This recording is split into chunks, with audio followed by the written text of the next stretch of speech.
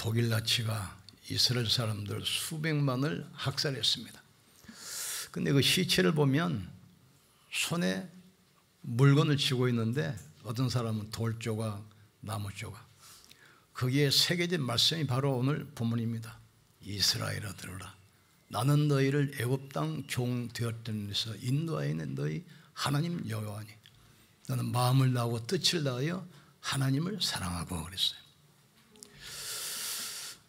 우리 렘넌트 때 복음이 각인되면 시대를 움직이고 세계를 살리게 됐어요. 요셉이 어릴 때 복음이 들어갔어요. 이스라엘과 애굽을 살렸습니다. 모세는 어릴 때 어머니 품에 있을 때부터 이 복음이 들어갔어요. 나중에 그래서 어떻게 됐습니까? 애굽의 노예로 됐던 이스라엘 민족을 구원하는 지도자가 됐습니다. 다윗은 목동을 있으면서 계속 이 복음을 묵상하며 암송하며 각인시켰어요. 400년 동안 억압됐던 브렛의 고리를 끊고 이스라엘을 구원했습니다.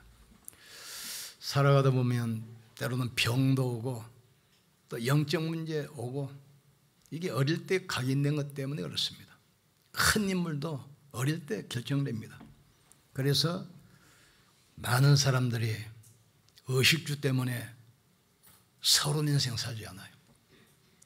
그러나 복음 가지고 본론 인생을 사는 사람도 있습니다.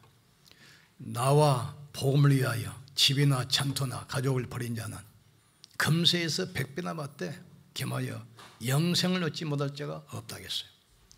그런데 일부는 결론 인생 산 사람이 있습니다. 미래를 준비하고 후대를 키우고.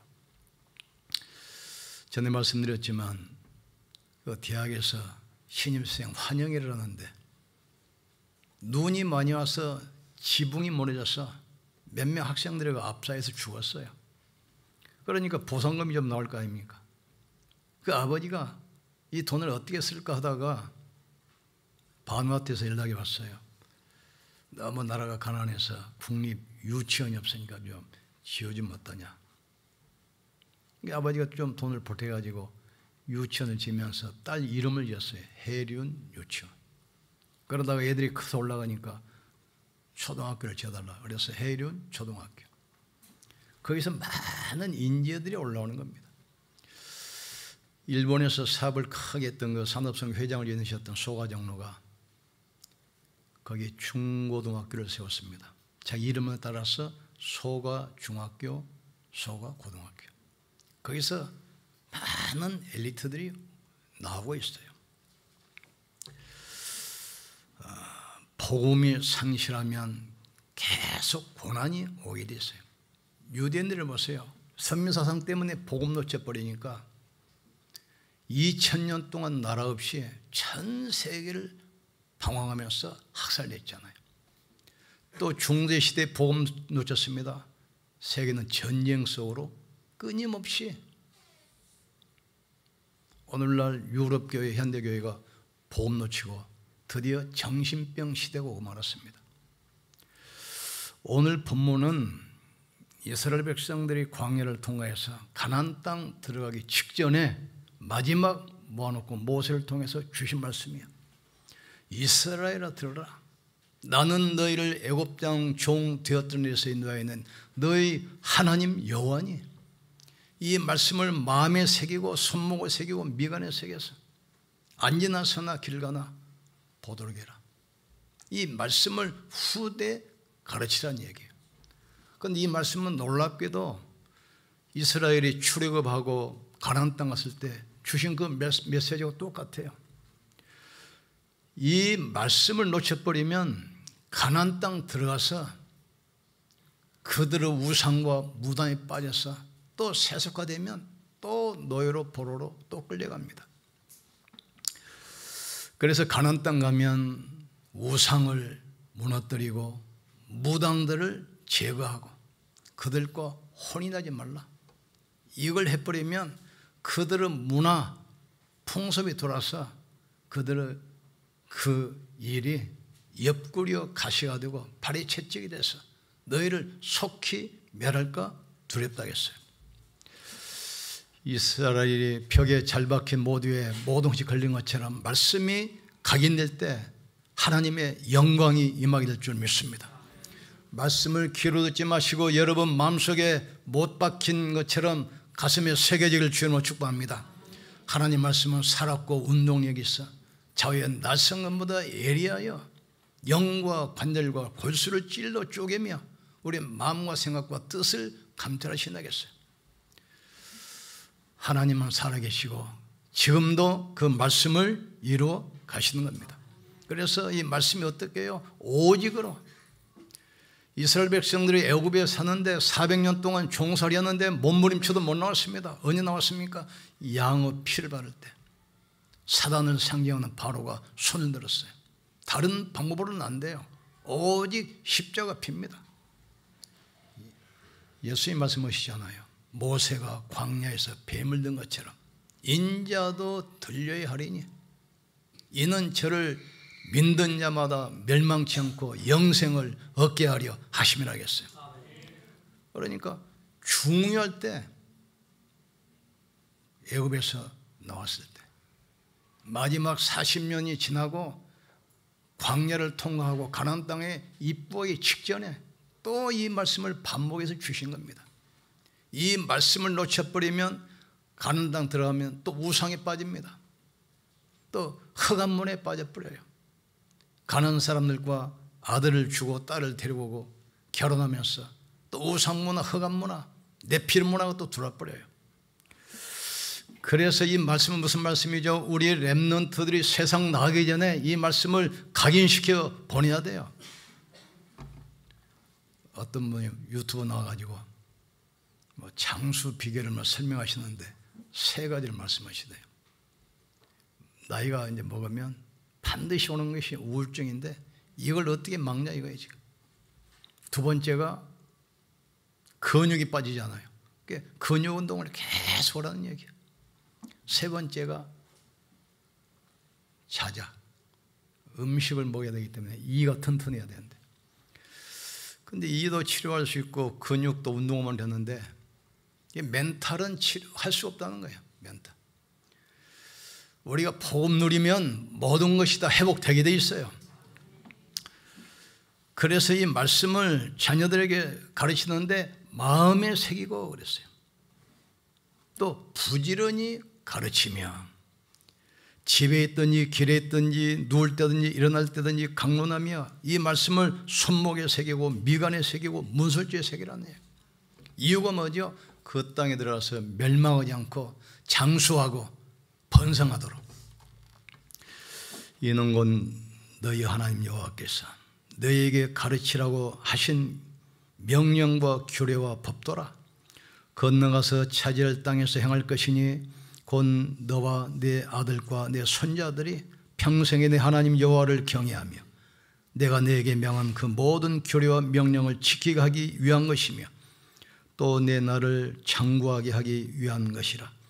이스라엘아 듣고 삼가 그것을 행하라. 그리하면 내가 복을 받고 내 조상들의 하나님 여호와께서 내게 허락하신 것 같이 젖과 꿀이 흐르는 땅에서 내가 크게 번성하리라. 그래서 아브라함과 이삭과 야곱을 향하여 내게 주리라 맹세하신 땅으로 너를 들어가게 하시고 내가 건축하지 아니한 크고 아름다운 성읍을 얻게 하시며 내가 채우지 아니한 아름다운 물건이 가득한 집을 얻게 하시며 내가 파지 아니한 우물을 차지하게 하시며 내가 심지 아니한 포도원과 감람나무를 차지하게 하사 내가 배불리 먹게 하실 때에 너는 조심하여 너희 애굽 땅 종되었던 집에서 인도하여낸 너희 하나님을 잊지 말고 그랬어요.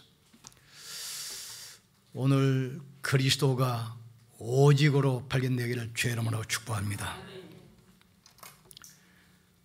렘넌트 때 그래서 성경 보면은 렘넌트를 키우거나 도왔던 부모, 교사, 지도자들을 다 축복하셨어요. 그래서 렘넌트 때 복음이 각인되면 시대를 바꾸게 됩니다. 모세 보세요. 자기 어머니 통해서 젖 먹으면서 그 언약을 받은 겁니다. 양의 피 희생제사. 그런데 나이가 80이 됐는데 하나님께서 모세에게 오셔서 말씀하신 거예요. 내 백성을 인도하여 희생제사를 드려라. 어릴 때 어머니 품에서 들었던 그 메시지. 모세에게 뿌리내렸던 그 언약이 회복되는 그 순간 이스라엘이 회복되기 시작해요. 또 사무엘입니다. 사무엘 어머니가 아들이 없어 기도하다가 나실인 언약 붙들고 난 아들입니다. 그러니까 어릴 때 젖먹일 때부터 계속 언약이 전달돼요. 젖되자마자 성전으로 집어넣습니다. 성전 언약궤 옆에서 하나님의 음성을 듣고 자랐어요. 사무엘이 자라서 사사 14대 250년 동안 철저하게 억압을 당하지 않아요. 그 성경을 보니까 이스라엘은 철공이 없었더라. 무기 만드는 기술자를 아예 싹을 없애버린 거예요. 다 잡아가 버려요. 근데 사무엘에 살아서 미스바 운동하잖아요. 너희가 우상을 버리고 미스바의 모래를 모여라. 우리가 하나님께 번제를 드려야 되겠다. 언약 회복하는 순간 우박을 통해서 블레셋을 철저히 무너뜨리잖아요. 우리가 언약 붙드는 순간 개인과 가정의 허감과 지향이 꺾이게 될 줄 믿습니다.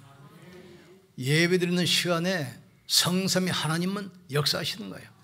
우리가 관계되는 곳에 흑암이 결박되게 되어 있습니다. 모든 가난, 질병, 무능의 지향이 꺾이게 될 줄 믿습니다. 다윗은 목동을 있을 때부터 사무엘 선지자가 와서 메시지 주고 기름 부어서 안수했잖아요.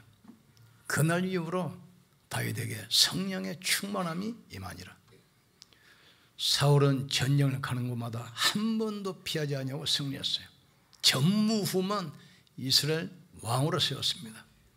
지금 이스라엘 국기 보면은 이 별 모양이잖아요. 그 다윗의 기입니다. 우리는 금토일 시대를 열의할 이유를 깨닫기를 주님으로 축복합니다. 온 땅이 혼돈과 공허와 흑암에 잡혔어요. 우리의 싸움은 육신 싸움이 아닙니다. 영적 싸움입니다. 우리의 싸움은 혈과 육에 대한 것이 아니요 정사와 권세와 어둠의 세상 주원자들과 하늘에 있는 악의 영과 싸움이라겠어요. 도적에 있는 것은 도적질하고 죽이고 멸망시키는 것뿐이지만 내가 온 것은 너희로 생명을 얻게 하되 넘치도록 얻게 하려 하심이라. 그래서 우리는 어떤 시대를 이뤄야 되겠습니까? 사도행전 17장 1절입니다. 그리스도의 당연성, 필연성, 절대성. 어둠은 빛으로만 떠나갑니다. 이 땅의 재앙은 그리스도로만 막을 수 있습니다. 당연성. 인간에게 가장 필요한 게 뭡니까? 복음입니다. 지금 보세요. 아무리 발전해도 멘탈이 무너져 버려요. 그래서 너희 마음과 생각을 지키라겠습니다. 유럽은 벌써 정신병 약 먹는 사람이 50% 지금 넘어갔다고 하잖아요. 지금 미국도 마찬가지고 우리나라도 지금 어린 아이들이 안정제 먹는 아이들이 엄청나게 늘어났습니다. 그리스도의 당연성, 필연성, 절대성. 인간에게 가장 필요한 게 뭐라고 생각합니까? 그리스도의 당연성, 필연성, 절대성을 가르쳐야 돼요. 그리고 뭘 가르쳐야 되겠습니까? 사도행전 18장 4절 예배와 기도. 인간은 하나님의 형상이고 영적 존재이기 때문에 다른 걸로는 채워지지 않아요. 석가모니 같은 경우는 마음이 편하지 않으니까 집 나와서 돌아다니다 죽었어요. 인간의 영적 만족이 안정이 채워지지 않으면 인생의 공허하기 때문에 집에 못 있어요. 그래서 돌아다니는 겁니다. 인간이 60만 있으면 먹을 것만 있으면 돼요. 그러나 하나님의 형상이다 이 말이에요. 영적 존재이기 때문에 이것은 다른 걸로는 안 돼요. 하나님의 말씀과 은혜로만 채워지게 돼 있어요. 그래서 우리가 예배드리는 겁니다. 그래서 우리가 기도하는 겁니다. 너무 중요한 시기에 이제 가나안 땅 들어가기 직전에 모아놓고 마지막 말씀을 또 반복해서 하는 겁니다. 이 언약을 놓쳐버리면 가나안 땅 들어가도 또 속히 망합니다. 그들과 혼이 나고 그들 우상에 빠지고 빠질 수밖에 없잖아요. 이스라엘은 40년 동안 전쟁을 하면서 애굽에서 이제 가나안 땅까지 왔어요. 수많은 전쟁을 거쳤습니다. 그래서 여호와를 여호와 니시 승리의 신이라고 했어요. 가나안 땅 가보니까 이제 전쟁을 필요 없잖아요. 정착민이기 때문에 풍요와 다산의 신이 필요해요. 그런데 가나안 땅 가보니까 풍요와 다산 바알과 아세라를 믿거든요. 얼마나 매력적입니까? 다 빠져버려요. 그러다가 흑암에 잡히고 또 노예로 포로로 속국으로 끌려가고 2000년 동안 방황하면서 수천만이 학살당합니다. 우리는 후대를 통해서 지향막아야 돼요. 이 말씀을 부지런히 가르치고 앉을 때든지 길을 갈 때든지 누울 때든지 이 말씀을 묵상을 하겠어요. 그리고 하나님 나라 일 전도, 여러분의 인생과 산업이 전도와 관계가 있어야 됩니다. 전도와 관계 없으면 무엇을 먹을까 입을까 마실까 염려하지 말라고 그랬는데 의식주에 빠져서 인생 끝나버리는 거예요. 그리스도의 당연성, 필연성, 절대성, 예배와 기도 비밀, 세상 살리는 전도 하나님 나라 일, 이게 지금 후대에 각인시켜서 세상에 내보내야 돼요. 이걸 위해서 서밋타임 정시 집중하기를 주님으로 축복합니다. 특별히 나이가 50 넘으면 뇌세포이 무너지기 시작합니다. 하셔야 돼요. 공원에 가보면 열심히 그 진흙밭을 걷는 사람 있더라고요, 보니까. 그리고 뭐 수화도 잘 내고 어쩐데. 근데 우울증은 안 되는데, 우울증. 인간이 짐승처럼 육심에 있는 것이 아니라 하나님의 형상이고 영혼이기 때문에 이 영혼은 하나님 말씀으로만 채워지게 돼 있어요. 기도 비밀로만 회복되게 돼 있어요. 하나님의 능력으로만 회복되게 있어요. 아무리 육신적으로 싸놔도 멘탈이 무너져 버리는 시대가 왔어요. 너희는 마음에 근심도 말고 두려워하지도 말라. 하나님 믿으니 또 나를 믿어라. 내 아버지 집에 있을 곳이 많도다.